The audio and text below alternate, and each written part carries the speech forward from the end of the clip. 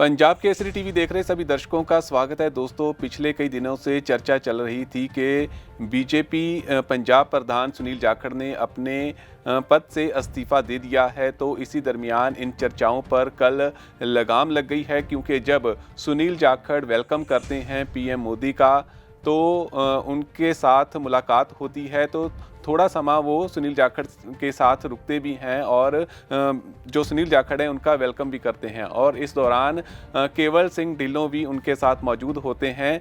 तो उसके बाद जो चर्चाएं लगातार अपना नया रुख अख्तियार कर चुकी हैं और ये चर्चा सामने आ रही है कि कहीं ना कहीं जो सुनील जाखड़ हैं वो मान गए हैं और अभी वो अपने पद से इस्तीफा नहीं देंगे, क्योंकि उन्होंने बड़ा फैसला ले लिया था कि वो अपने पद से इस्तीफा दे देंगे। हालांकि चर्चा ये भी चल रही थी कि उन्होंने इस्तीफा दे दिया है, लेकिन कोई इस संबंध में किसी प्रकार की भी कोई हार्ड कॉपी सामने नहीं आई थी या इस्तीफे की कॉपी सामने नहीं आई थी। तो इस पर किसी भी चैनल की तरफ से कोई भी मोहर नहीं लगाएगी कि वाकई उन्होंने इस्तीफा दिया है या नहीं दिया, क्योंकि सुनील जाखड़ ने खुद भी इस बारे में कुछ भी स्पष्ट नहीं किया था। हालांकि जो बाकी के बीजेपी सीनियर आगू हैं उनकी तरफ से यही कहा जा रहा था कि उन्होंने इस्तीफा नहीं दिया, लेकिन इन चर्चाओं पर कल पूर्ण तौर पर जो लगाम लग चुकी है, क्योंकि पीएम मोदी का वो वेलकम करते हैं और उसके बाद भी उनकी वहाँ पर बैठक भी होती है। और ये भी सामने आया है कि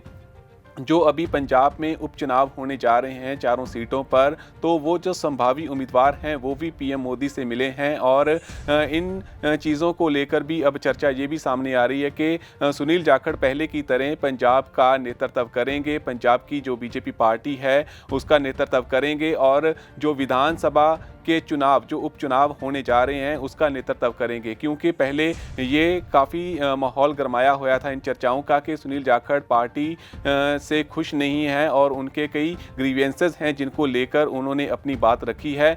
तो अब जो चर्चा सामने आ रही है कि सुनील जाखड़ पूरी तरह एक्टिव हो चुके हैं और जो उपचुनाव पंजाब में होने वाले हैं उनके लिए भी उन्होंने तैयारियां शुरू कर दी हैं। जैसे कि आपको बताया कि जो 4 संभावी उम्मीदवार हैं उनकी मुलाकात भी देश के प्रधानमंत्री नरेंद्र मोदी से हुई है और सुनील जाखड़ भी वहां पर मौजूद थे।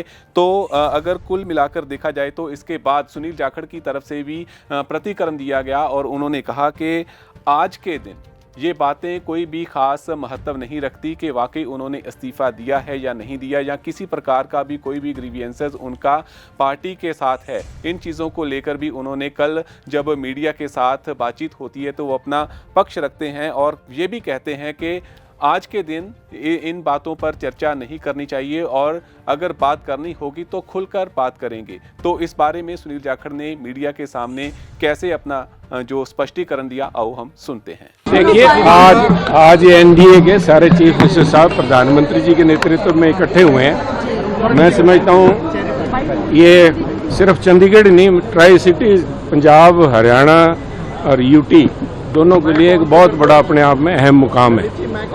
मैं समझता हूं कि आज के दिन जहां पे हरियाणा के मुख्यमंत्री सैनी साहब ने दोबारा से शपथ ली है, वहीं पे आज पूरे देश के अंदर चंडीगढ़ की चर्चा हो रही है। तो मैं समझता हूं हालात आने वाले दिनों में और बढ़िया होंगे। डॉक्टर साहब, आपको लेकर बड़ी चर्चाएं थी। आज देखिए, आज नायब सिंह सैनी जी ने ओथ ली है।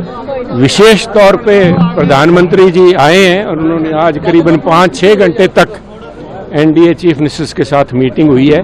तो आज इन बातों पे बात, सुनील एक बहुत नाचीज सा है जिसका आज के दिन इन बातों का कोई महत्व नहीं है। बात करेंगे, खुल के करेंगे सामने। तो कुल मिलाकर देखा जाए तो सुनील जाखड़ अपने पूरे फुल फॉर्म में दिख रहे हैं, क्योंकि जब मीडिया ने उनसे सवाल किया इस्तीफे को लेकर तो उन्होंने कहा कि ये इन बातों का ऐसे अवसर पर कोई भी महत्व नहीं रहता और अगर बात करनी भी हुई तो खुलकर बात करेंगे। और साथ ही में जब वो मुलाकात करवाते हैं संभावित उम्मीदवार जो कि उपचुनाव के लिए संभावित उम्मीदवार हैं, तो उनकी जो मुलाकात पीएम मोदी से होती है, सुनील जाखड़ भी मौजूद होते हैं, संभावित उम्मीदवार भी हैं। तो ऐसे में लगता है कि जो सुनील जाखड़ हैं वो पूरी फुल फॉर्म में हैं और जो उपचुनाव हैं वो सुनील जाखड़ की प्रधानगी के अंतर्गत ही होंगे। आप बने रहे पंजाब केसरी के साथ। धन्यवाद।